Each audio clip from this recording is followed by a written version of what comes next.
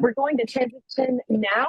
I would love to introduce my friend and colleague, Ambassador Ján Figeľ. Ján and I had a brilliant time in Prague recently at the International Religious Freedom or Belief Alliance ministerial meeting, which took place in November, right after the American Thanksgiving holiday. We were so excited to be there. It was kind of like living in a real life snow globe, if you can imagine that. I absolutely loved just the hospitality of the Prague government, of the Czech government, and really was excited to be there.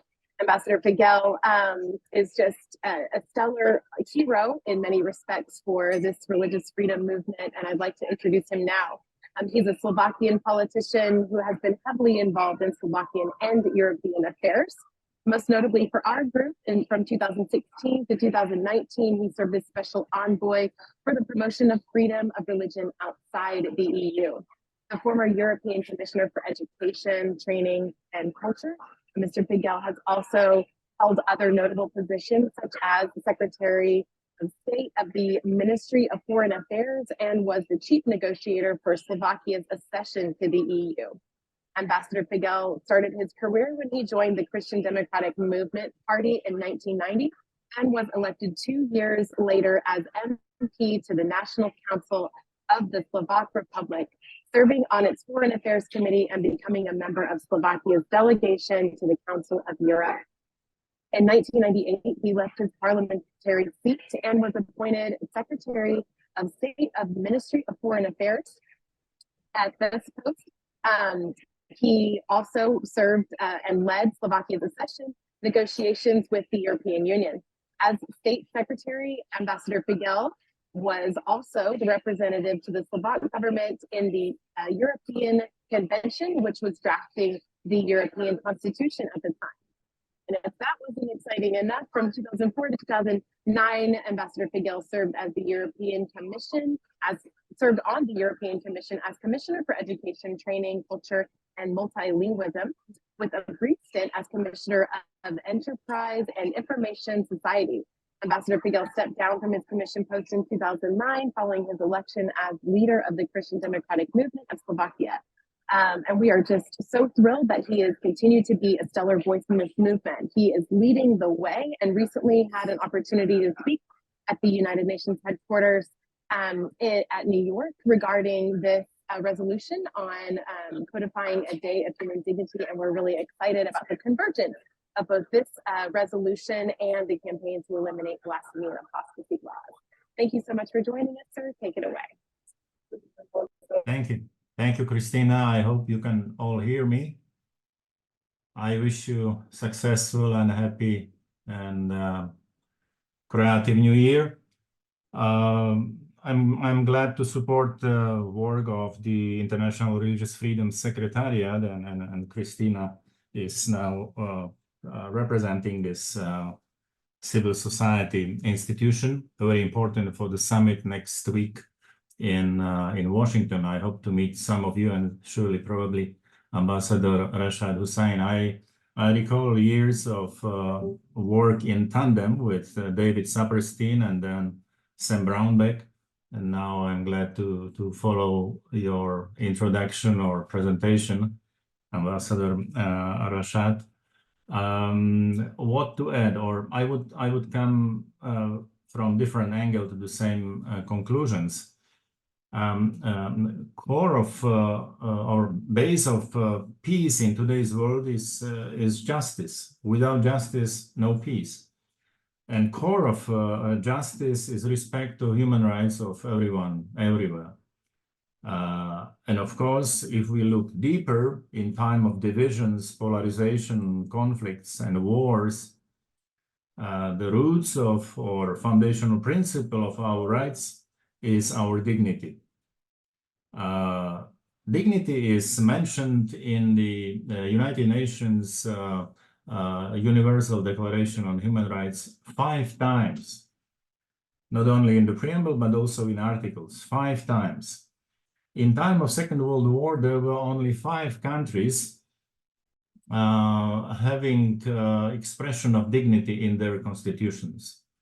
After war, or currently, we have over 160 160 United Nations member states with constitutional expression on dignity, including the largest country, India. I think that's very important, not only signal, but common ground. And we need to get from common ground to common future, which is peaceful future, more humane 21st century. Therefore, I'm working with a group of like-minded experts and leaders on promotion of human dignity within the important institutions like United Nations, whether in Geneva or in New York, because we need to deepen or promote culture of human dignity. Why it is so important? Because my dignity is source of my rights, but also my duties. Without duties, how can I claim my rights? Freedom without responsibility is not sustainable. It's even self-destructive. These are two sides of one coin. A valid coin has two sides. And I mention it because in nowadays mentality, or in the last decades, new generations have been grown in mentality of one-sided coin or relations. I want my rights. And we have to get back to the balance, because without balance, we get into crisis. Ambassador Rashad Hussain spoke about balance, rebalancing. And this is precisely ethical balance we need to reconfirm. And therefore, 5 years ago, at the 70th anniversary of the United Nations Declaration on Human Rights, we have initiated this declaration on human dignity for everyone, everywhere, with the title or subtitle, the Punta del Este, because it was signed in the most eastern part of Uruguay, which is Western hemicycle. And this connection between East and West is expression for universality and globality of this quest for human dignity for all, everywhere, for everyone, everywhere. More than 700 signatories are under this declaration. It followed by several important, nice, inspirational publications like this Points of Light, very nice table book with quotes on human dignity, and also textbooks on human dignity in international relations. Just to share, sorry, maybe here, yeah. So it's not a presentation of all important messages, but why I say, because after 5 years, we got closer to what Christina asked me to speak about a bit, initiative to table and to adopt United Nations General Assembly potential resolution on Human Dignity Day. We need to educate, to promote, to spread awareness about more balanced approach to human rights and human duties. If we look into the Universal Declaration, there are 30 articles, many rights, various rights, important rights. And these many rights include also two very humble duties in terms of text or length of expression. It's in Article 1 and in Article 29. The first one speaks about duty to behave in the spirit of brotherhood to one another. And at the end, there is duty to fulfill obligations or duties towards a community in which we live in. So these two, towards the other and towards the community duties, rebalance the whole set of other articles or all human rights. I say it as former EU Special Envoy for freedom of regional belief, in this tandem with US Ambassador at large, because there is a very deep and strong connection between freedom of religion or belief and human dignity. Because FORB, as we say in abbreviation, is expression of freedom of thought, freedom of conscience, and freedom of religion. And this is the most deep or deepest expression of human freedom, personal freedom.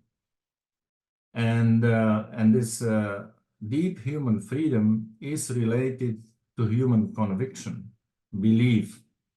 And if this freedom is respected, then the subsequent freedoms of expression, of press, media, association, freedom of assembly, freedom of property, will be or should be respected as well. But if the primary freedom, which is freedom of religion or belief, is not respected, then the secondary, tertiary issues surely will not be respected.